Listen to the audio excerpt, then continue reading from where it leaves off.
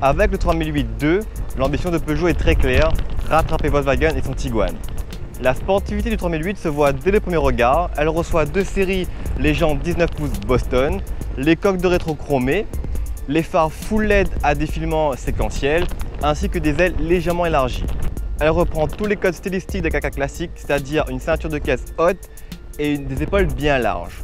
Les lignes de la 3008 sont nettes et franches et modernes. Mention spéciale pour les feux arrière. Je trouve personnellement la tête lumineuse magnifique.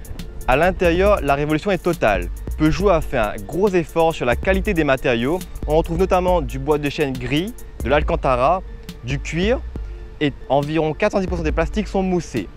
On s'y sent bien, l'ergonomie est parfaite avec une console centrale énorme avec une énorme capacité de rangement.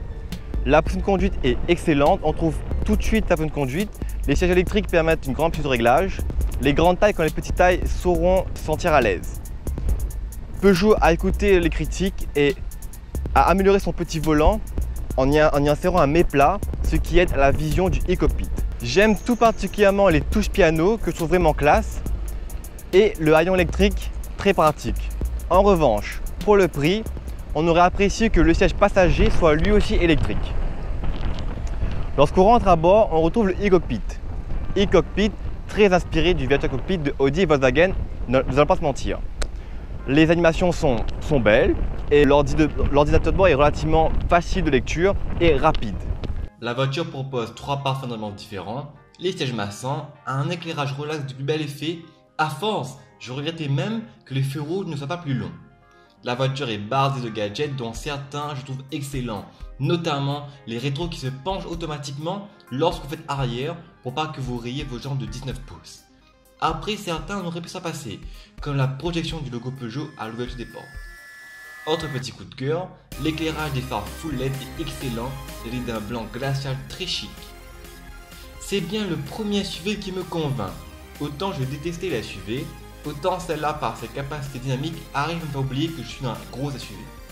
Les reprises sont tellement bonnes que ça donne toujours envie de donner un petit coup de gaz. Du coup, lors de notre essai, on a tourné autour de 8 litres au 100. Pas trop mal pour un véhicule de ce gabarit. La 3008, c'est du pur Peugeot. Le châssis est parfaitement réglé entre confort et sécurité. Elle se veut relativement dynamique pour une GT. Elle est un peu déroutante parce que lorsqu'on arrive à vitesse moyenne dans un virage, on a l'impression que la voiture plonge vers ce virage, qu'elle va se jeter en dehors de la trajectoire. Mais si on augmente encore le rythme, la voiture montre qu'elle est capable d'encore plus. En fait, il faut lui faire confiance, cette voiture-là. Elle prend un peu de roulis, mais c'est normal, c'est un gros SUV. Bon, c'est pas une sportive, ça n'empêche qu'elle reste quand même dynamique. La direction est très précise, vif, et les reprises sont excellentes. Franchement, je suis étonné par ce petit moteur-là.